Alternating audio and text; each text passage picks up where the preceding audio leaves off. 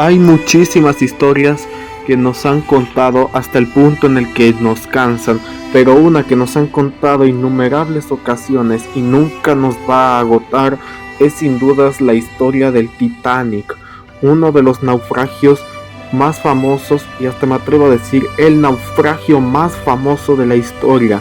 Cuando a alguien le preguntas el naufragio más famoso de la historia, te va a mencionar sin duda el Titanic. Y hoy vamos a desglosar todo acerca de este barco de la manera más completa que se pueda. Así que prepárense que hoy nos sumergiremos en la historia del barco más famoso del mundo en el documental Titanic, el naufragio que marcó la historia.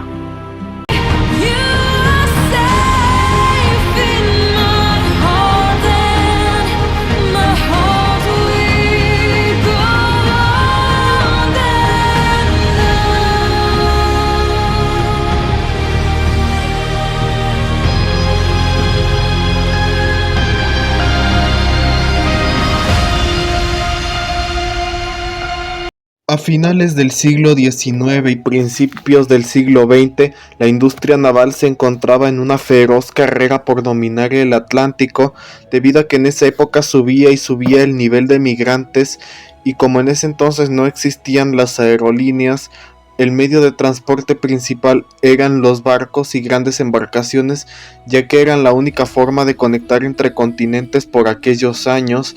Una de las compañías más destacadas era la compañía Cunard Line, una compañía que acababa de diseñar a inicios del siglo los dos transatlánticos más veloces del mundo, el RMS Lusitania y el RMS Mauretania.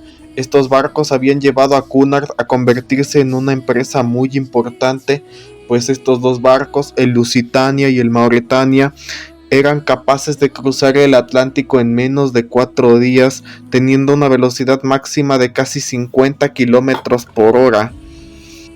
Así que en respuesta a su compañía White Star Line decidieron hacerles frente llevando su especialidad al máximo, la cual no era la velocidad sino el lujo.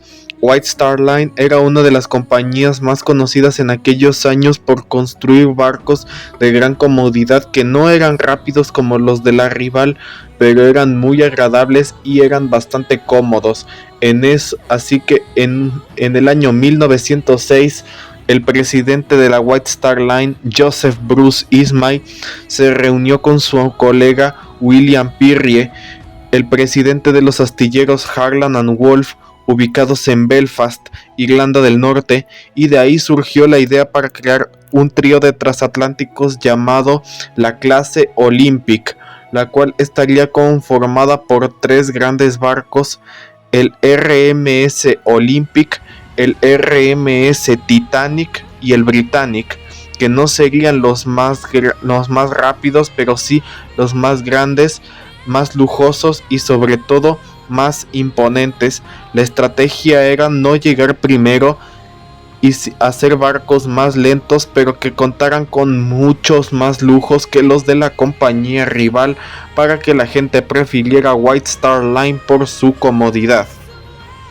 Así, el 16 de diciembre del año 1908, en los astilleros de Harland and Wolff se empezó primeramente con la construcción del Olympic, y 3 meses más tarde, en marzo de 1909, empezó la construcción del Titanic. El diseño de los barcos estuvo a cargo de Thomas Andrews, un arquitecto naval que llevaba años trabajando en Harland and Wolff y que además iba a estar en el viaje inaugural de ambos barcos.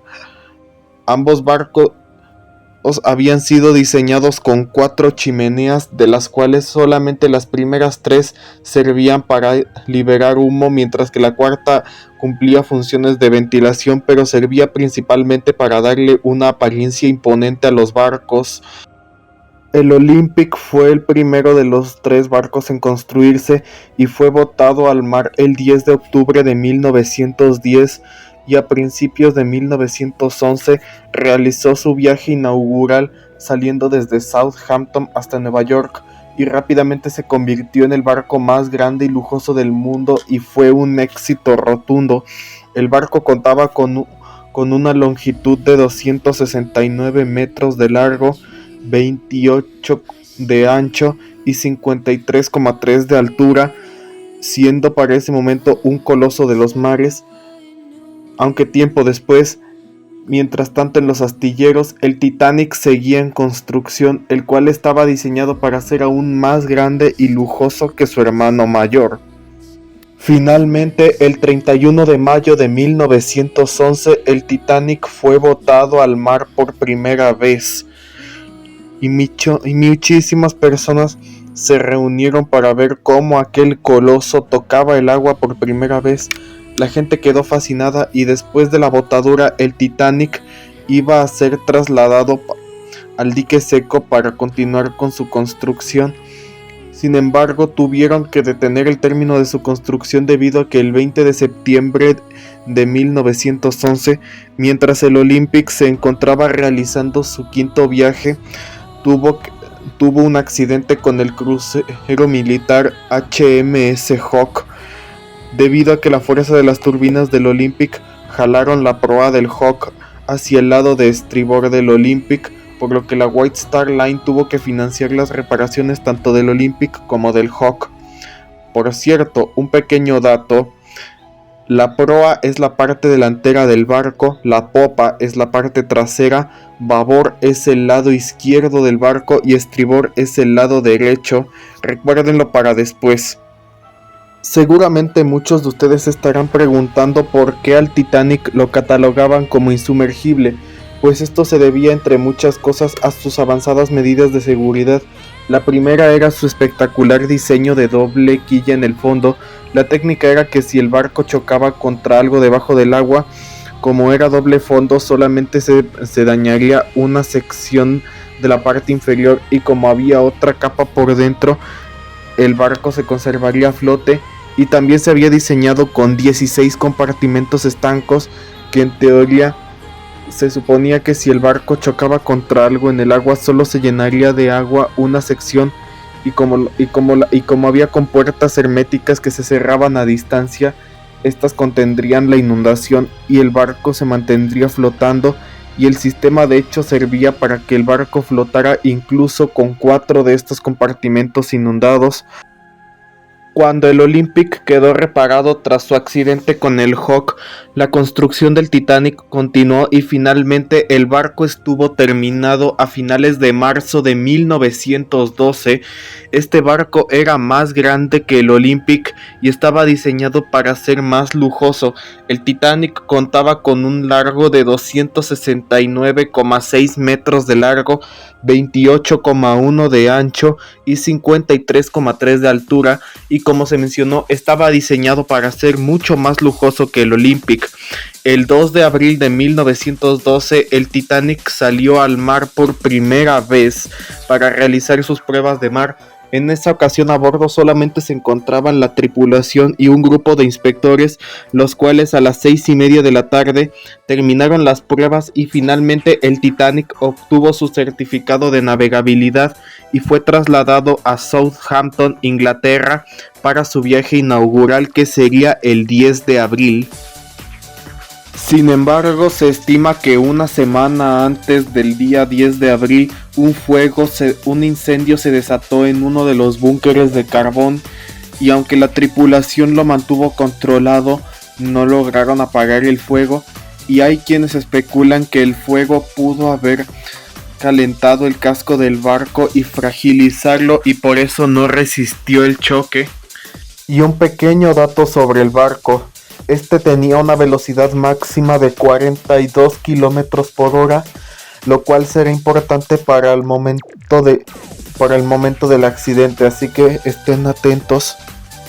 Una de las características más impresionantes del Titanic era su peso estimado de 52.310 toneladas, el cual era un peso bastante grande para esa época, y que contaba con boletos de primera, segunda y tercera clase.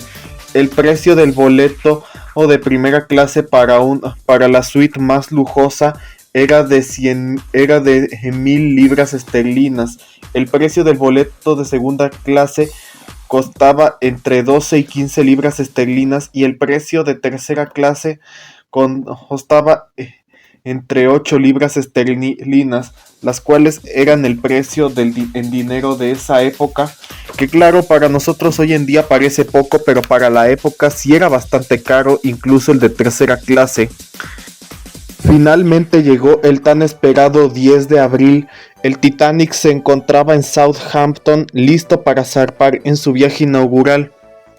En el puerto embarcaron varias personas, entre ellas el arquitecto Andrews, el presidente de la White Star Line Ismay, y claro, el pasajero más rico a bordo, John Jacob Astor IV, y su joven esposa Madeleine Astor.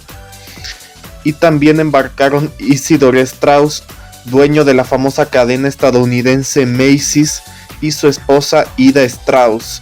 Quien estaba al mando del viaje era Edward John Smith, un marinero experimentado que llevaba años trabajando en White Star Line.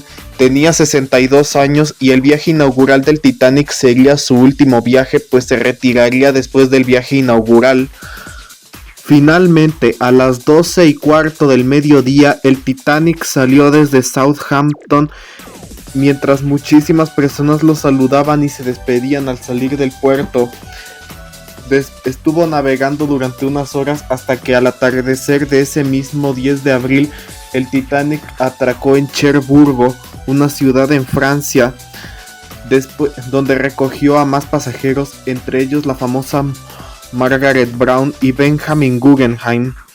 Después de la parada, el Titanic siguió navegando y al día siguiente, el 11 de abril, a las 11:30 de la mañana, llegó a Queenstown, una ciudad en Irlanda donde embarcaron principalmente emigrantes de tercera clase y bajaron otros pasajeros que no harían el viaje completo, y esta sería la última vez en la que el Titanic haría contacto con tierra. En el barco había un total de 2,225 personas y a bordo tu nivel de comodidad dependía específicamente de la clase en la que viajaras, pues en primera clase tenías acceso a todo el lujo del barco, en segunda clase tenías acceso a buenas instalaciones pero no al lujo de la primera clase, y en tercera clase todo era mucho más básico, aunque igualmente muy aceptable para la época.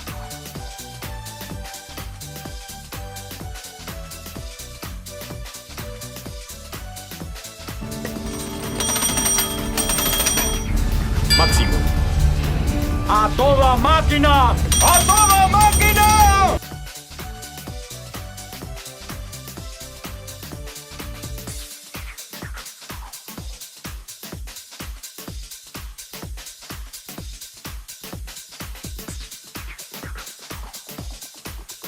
Después de salir de Irlanda, el Titanic emprendió ruta hacia su destino final, que sería la ciudad de Nueva York en los Estados Unidos, y los días siguieron con total normalidad hasta el domingo 14 de abril. Ese día el Titanic ya había recorrido bastante distancia y ya le faltaban unos pocos días para llegar a la ciudad de Nueva York, y se encontraba a unos cuantos kilómetros de Terranova, pero durante todo ese día 14 de abril el Titanic no paró de recibir advertencias de otros barcos que les avisaban sobre la presencia de témpanos en la zona. Uno de esos barcos llegó más o menos a las 10:30 de la noche por parte del SS Californian, un barco que se encontraba navegando más adelante en la misma ruta del Titanic y que tuvieron que detenerse por un vasto campo de hielo. ¿Entendido? Una vez detenidos, el capitán Stanley Lord ordenó señalizar su posición a cualquier barco cercano para que tuvieran cuidado con el hielo. Sin embargo, cuando el operador de radio Cyril Evans empezó a emitir la señal a otras embarcaciones, el operador de radio del Titanic, Jack Phillips, le respondió con la frase: "Cállate, estoy ocupado trabajando en Cabo Race".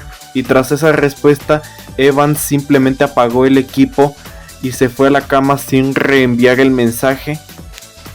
En el puente de mando, el capitán Smith se había retirado a su camarote y a cargo del puente había quedado el primer oficial William McMaster Murdoch, el sexto oficial James Paul Moody y el timonel Robert Hitchens.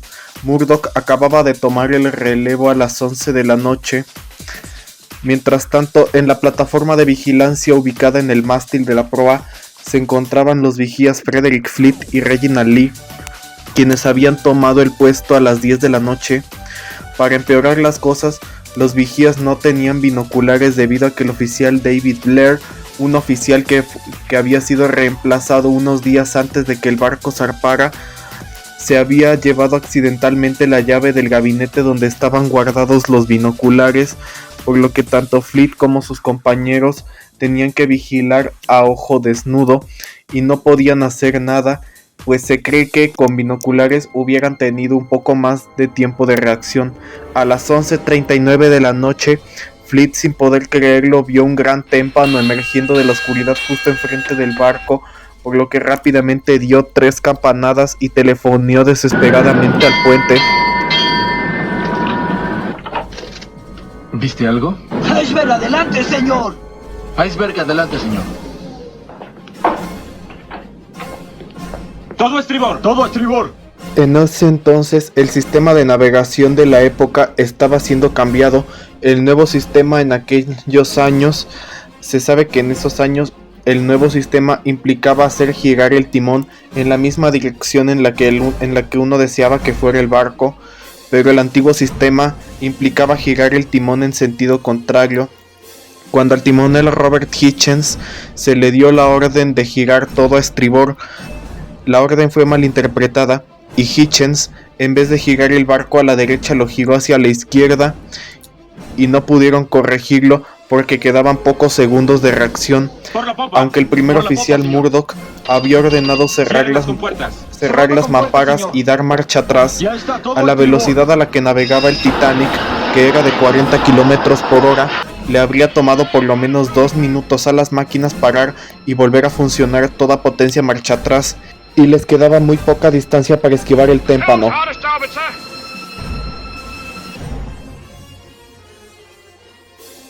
El barco empezó a girar lentamente su proa hacia su lado de babor, y a las 11:40 de la noche se escuchó lo que no debía escucharse.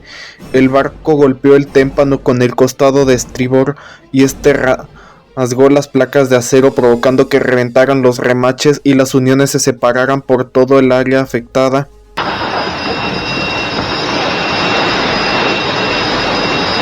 ¡Rápido, señores! ¡A las escaleras arriba! Aunque aparentemente el choque contra el témpano fue suave, el daño causado fue mortal. Cuando el capitán Smith llegó al puente, Murdoch le informó lo que estaba sucediendo, por lo que rápidamente detuvieron los motores del barco y el capitán Smith ordenó llamar a Andrews para que revisara los daños en el casco. Andrews bajó a los compartimentos inferiores y empezó a revisar los daños para ver cuánto sufrió el barco en la colisión, y descubrió que 5 de los 16 compartimentos estaban dañados y se estaban inundando rápidamente. Y cuando digo rápidamente, es rápidamente, porque de hecho a las 11:49 de la noche, 9 minutos después de la colisión, casi 4 millones de litros de agua habían ingresado al barco, y como mencionamos antes, el barco solamente podía flotar con un máximo de 4 compartimentos inundados, pero con 5 ya era imposible, porque los compartimentos no estaban sellados en la parte superior, por lo que el agua sobrepasaría los mamparos y llenaría los demás compartimentos, provocando que el barco se fuera a pique. Y después de hacer los cálculos, Andrews concluyó que el barco tardaría 2 horas en hundirse, por lo que el destino del barco más grande del mundo estaba sellado. A los pocos minutos después de la colisión, la inclinación del barco empezó a hacerse evidente. No sé si lo hayan notado, caballeros, pero creo que este barco tiene un problema. Algo no está bien. Al enterarse de la situación, el capitán Smith rápidamente le ordenó a los operadores de radio que enviaran una señal de SOS a cualquier barco que estuviera cerca, mientras que después ordenó a su tripulación que despertaran a los pasajeros y que se pongan los chalecos salvavidas y subieran a cubierta, mientras la tripulación empezaba a preparar los botes salvavidas. Y aquí cabe decir, una de las cosas más criticadas del Titanic era la falta de botes salvavidas, ya que al Titanic solamente se le habían instalado 20 botes salvavidas y cada bote lleno a su máxima capacidad en total solamente podrían salvar un total de 1178 personas, y a eso se le suma un mal entrenamiento por parte de la tripulación, pues por miedo a que los botes se rompieran o se hundieran por ir demasiado cargados, la tripulación no los llenó hasta su máxima capacidad. Por ejemplo, el primer bote salvavidas en ser lanzado tenía capacidad para 65 personas, pero solamente llevaba 28, por lo que la poca cantidad de botes, junto a un mal entrenamiento de la tripulación, provocaron que muchas vidas se perdieran. Retomando, mientras la tripulación preparaba los botes salvavidas, los operadores de radio seguían mandando señales para que cualquier barco cercano respondiera y viniera al rescate lo más rápido que pudiera. El barco más cercano era el Californian, el cual se encontraba a tan solo 30 kilómetros del Titanic. Sin embargo, como el operador Evans se había retirado a su camarote y había desconectado el equipo, no recibieron las llamadas de auxilio, y también se sabe que los tripulantes no le dieron importancia a las bengalas de socorro del Titanic. El barco más cercano que respondió a las llamadas fue el Carpathia, un barco el cual se encontraba navegando 93 kilómetros y confirmó que estaba en camino, pero el problema era que estaba demasiado lejos e incluso a su máxima velocidad tardarían al menos 4 horas en acudir al Titanic. Señor, contactamos al Carpathia. Está al este de Nueva York y viene hacia nosotros. Viene a toda velocidad. Llegará aquí en 4 horas. Bueno, ¿y qué hay del barco de ahí? Como a 15 kilómetros. Se puede ver la luz. ¿Ese no ha contestado? ¿Y bueno? Sería la mejor opción que tenemos. Tal vez no tiene vigilancia las 24 horas. O no tiene ningún sistema de radio, señor. Sí, Bright, gracias. A las 12:40 de la mañana se bajó el primer bote salvavidas, y como se mencionó anteriormente, solo tenía 28 personas de las 65 que podía llevar, y 5 minutos después se lanzó la primera bengala de socorro. Los botes siguieron bajando y los operadores de radio seguían esforzándose por enviar mensajes a cualquier barco que estuviera cerca, y mientras todo eso pasaba, en la sala de calderas los fogoneros trabajaban duro hasta su último aliento. Trabajaron duro para que las bombas de lastre y achique pudieran funcionar y sacar toda el agua que se pudiera para que el barco se mantuviera a flote y más vidas se pudieran salvar. Aunque lamentablemente las bombas no lograron evitar el hundimiento, el barco siguió hundiéndose durante bastante rato y varios barcos confirmaban que estaban en camino, uno de ellos siendo el Olympic, el hermano mayor del Titanic, el cual se encontraba regresando a Nueva York, pero debido a su lejanía no podía llegar a tiempo. Incluso su máxima velocidad no podría llegar ni siquiera para poder recoger los botes del Titanic ni los sobrevivientes, mientras el Carpathia, el capitán Arthur Rostorn, le ordenaba a su tripulación que cortara la calefacción y el agua caliente y cualquier cosa que utilizara vapor, asegurando que necesitaba el vapor totalmente dirigido hacia las máquinas para poder llegar a tiempo. Y después el capitán Smith ordenó a la orquesta dirigida por Wallace Hartley y conformada por 8 músicos que tocaran músicas para intentar calmar a los pasajeros. Las horas pasaron y el barco siguió hundiéndose mientras al mismo tiempo empezaba a inclinarse a babor, y a la 1:45 de la mañana salió el último mensaje conocido, el cual era: vengan lo más rápido posible, la sala de máquinas está inundada hasta las calderas. Y los botes seguían siendo bajados, En el lado de estribor, el encargado de bajar los botes era el primer oficial Murdoch, el cual era el más permisivo, pues dejaba que los hombres subieran a los botes una vez que las mujeres y niños estuvieran dentro, mientras que en el lado de babor, el segundo oficial Charles Lightoller era mucho más estricto, pues la orden de mujeres y niños primero la captó como solo mujeres y niños, por lo que no dejó que ningún hombre embarcara los botes. A las 2 de la mañana, la proa del Titanic ya se encontraba sumergida y el telégrafo se quedó sin potencia para seguir enviando mensajes, y a esa misma hora se bajó el bote plegable C y 5 minutos después se bajó el plegable D, el último bote en ser bajado correctamente, siendo uno de sus ocupantes el presidente de la White Star Line, Joseph Bruce Ismay. Y después de eso, los botes plegables A y B no pudieron ser bajados correctamente. Los oficiales intentaron hacer que flotaran mientras se hundiera el barco, pero el plegable B se volcó y el plegable A no pudo ser conectado a los pescantes para que flotara. Mientras tanto, Wallace y su orquesta seguían tocando música para intentar calmar a los pasajeros. La última canción que tocó la orquesta antes de que el barco se hundiera se llama Nearer My God to Thee, y de hecho es el que suena. Y mientras el caos se seguía desatando en la parte superior del barco, en el interior el ingeniero jefe Joseph Bell y su equipo trabajaban duro para mantener la electricidad funcionando el mayor tiempo posible.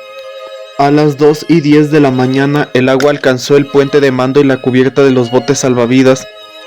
El plegable B, el cual seguía volcado, salió flotando a la deriva, siendo ocupado únicamente por los que lograban aferrarse a su quilla, entre ellos el segundo oficial Charles Lightoller y el coronel Archibald Grace, mientras que el plegable A también salió flotando a la deriva, pero solo que este sí estaba enderezado y no volcado. Y a las 2:15 de la mañana, los cables que sujetaban la primera chimenea se soltaron, provocando que ésta cayera al agua con una enorme salpicadura, y la inclinación del barco siguió aumentando, y en el interior, debido al contacto con el agua helada, las calderas comenzaron a explotar y la banda dejó de tocar. Unos 2 minutos después, la popa del barco se elevó en un ángulo de 30 grados y dentro del barco, las personas y los objetos que no estaban asegurados empezaron a deslizarse hacia abajo, generando un caos absoluto y pánico entre las personas que todavía quedaban.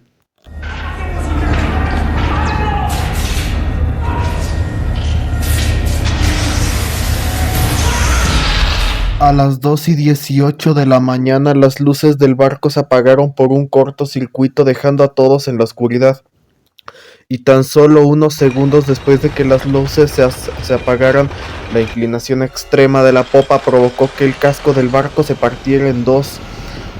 Después de la ruptura, la proa jaló a la popa, dejándola en posición casi vertical antes de que ambas partes del barco se separaran y la proa empezara a hundir y la proa se sumergiera. Cuando la proa se separó, la popa quedó en la superficie flotando en posición casi vertical durante cerca de 1 minuto antes de precipitarse lentamente y finalmente terminar de hundirse bajo las olas. A las 2:20 de la mañana del 15 de abril de 1912, el Titanic desapareció bajo el agua. Tras desaparecer bajo las olas, ambas partes del barco se hundieron hasta una profundidad de 3.821 metros de la superficie. A las 2:30 de la mañana, 10 minutos después del hundimiento, ambas partes chocaron contra el lecho marino. Y mientras el coloso por fin descansaba en su tumba en el fondo del mar, en la superficie, los gritos de los sobrevivientes no cesaban. La gente que había logrado sobrevivir al hundimiento total quedó flotando a la deriva y gritaba de terror al intentar agarrarse de fragmentos del barco para poder permanecer a flote. Y a las 3 de la mañana, 40 minutos después del hundimiento, los gritos de los sobrevivientes finalmente cesaron. Esa misma hora, los botes salvavidas empezaron a regresar para ver si había sobrevivientes que rescatar.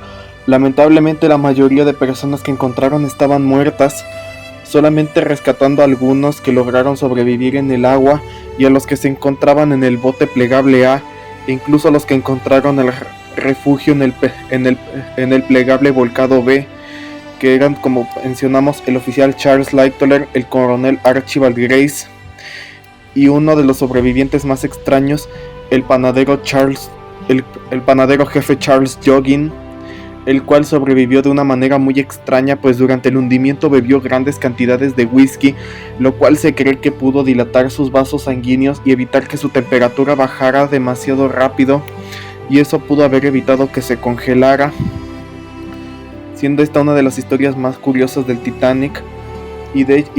Pero al final algunas de las personas que fueron rescatadas del agua en los botes,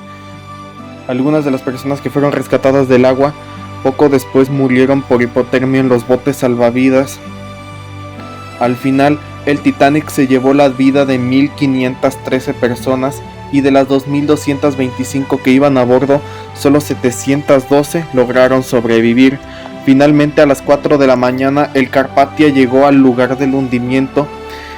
Estuvo un rato buscando si habían más personas, pero finalmente partió a Nueva York con los 712 sobrevivientes.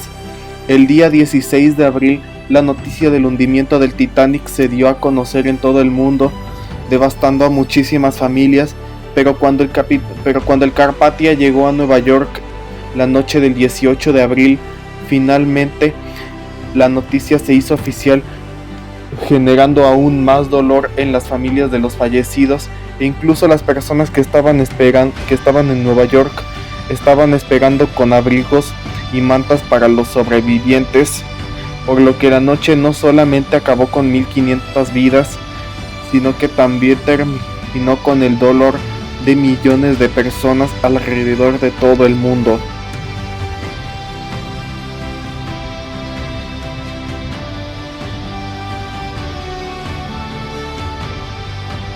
Pero este no es el final de la historia, porque su sacrificio no fue en vano.